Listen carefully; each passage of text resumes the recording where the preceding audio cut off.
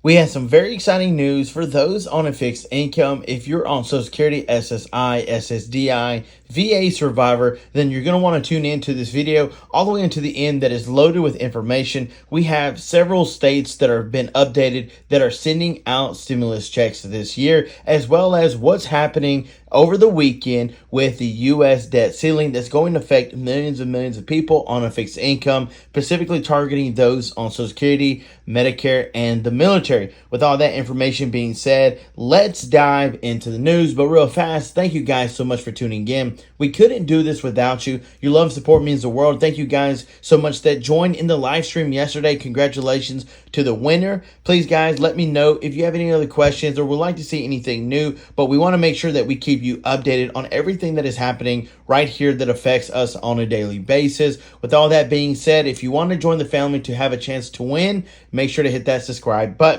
The U.S. debt limit meeting pause is what happened since Joe Biden went to the G7 summit. McCarthy says that talks are going so-so.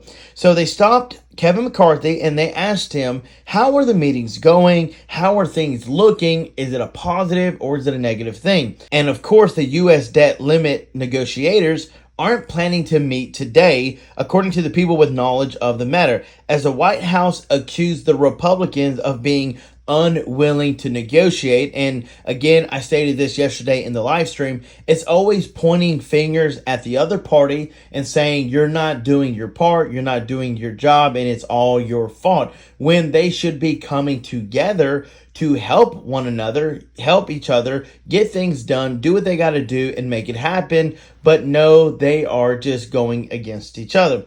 House Speaker Kevin McCarthy was spotted walking on the National Mall in Washington and was asked, hey, how are things going? He said, so.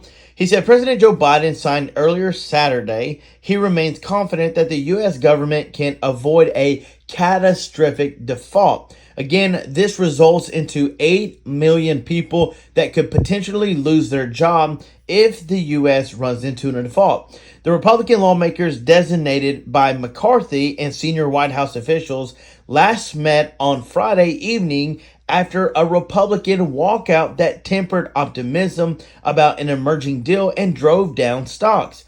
McCarthy said participants took a pause because the White House will not acknowledge that they are spending too much money. And I'm sure that many of you guys in some point of your life, maybe even now, have had a credit card, but they don't just give you an unlimited credit card. And if they do, you're required to pay back a certain amount every single month. Well, what happens if you don't pay that bill? Well, you get an interest charge, you get a late fee charge, and it's just going to keep adding up until you pay it. And the last thing that the United States needs to do is borrow any more money from any other country, and we need to make sure that we pay our bills. And again, I've done the research. I've searched out what the Democrats are doing, what the Republicans are doing. And what I found out is the Democrats have no real idea plan of what they're really wanting to do to boost Social Security, help Medicare. They don't have really any plan other than to raise the debt limit. Now, the Republicans, they do have a plan. They said we need to take care of 3 bills, main priority, which is Social Security,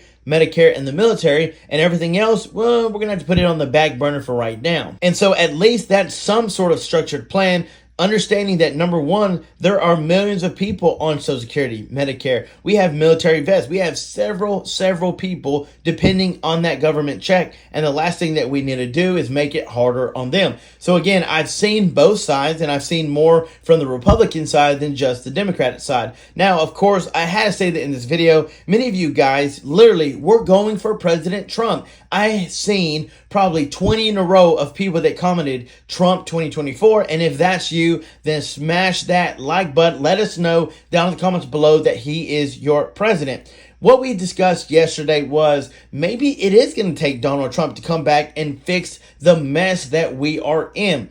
I tell you, there's no one with a clear conscience and an understanding of common sense that can say that our economy is better than what it was. There's nobody that can say that Joe Biden has made things better. He hasn't. Things are so much worse, and it's time to get things fixed. It's time to actually make things right and get inflation under control, take care of our economy, take care of our senior citizens, those on a fixed income, make sure that gas is actually affordable. Groceries are affordable for the families. Make sure that interest rates are lower so people can actually live the American dream and buy their own home. So again, it's just all of this stuff that just doesn't seem good right now. We're waiting on them to make these decisions. Now, of course, you know my frustration with Joe Biden not even being here, but they could have had a meeting today. Go out for lunch and say, you know what? Let's get this thing done because the American people are depending on it, and we'll hold a press conference Monday to let everybody know what we figured out over the weekend. But no, that's not the case, and it just doesn't make any sense. People are needing help financially, and the last thing that we need to do is default on our bills. This is what they said. They should come back and table in good faith. Republicans in the White House are battling over spending cuts. The GOP lawmakers are demanding as the price for raising the federal borrowing limit. Treasury Secretary Janet Yellen has said that the U.S. could lose its ability to meet all of its payments by June 1st. So the federal government at the lowest level in almost a year and a half, showing how the window for resolving the partisan and standoff over the $31.4 trillion debt is narrowing. The Treasury Department said Friday it had run through all about $92 billion of its authorized extraordinary measures as of May 17th. So things are winding down. We're getting closer to where we're not going to be able to pay these bills. And the thing is, they think we just need to keep raising the limit. And at one point is, if we can't pay them now, then how are we supposed to raise it and think that we're going to be able to pay it? Am I the only one knowing that this is not a good move? So guys, let me know what you think about it down in the comments below. I love you. I appreciate you. As we're getting ready to wrap up, I'm going to leave you with all of the states that have announced to issue inflation relief checks to their residents in 2023. Yes, this is the most up-to-date information.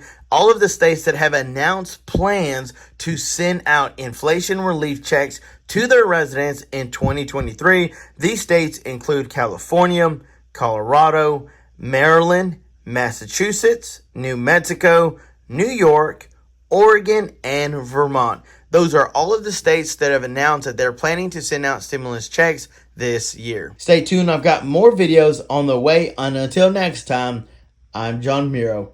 Peace.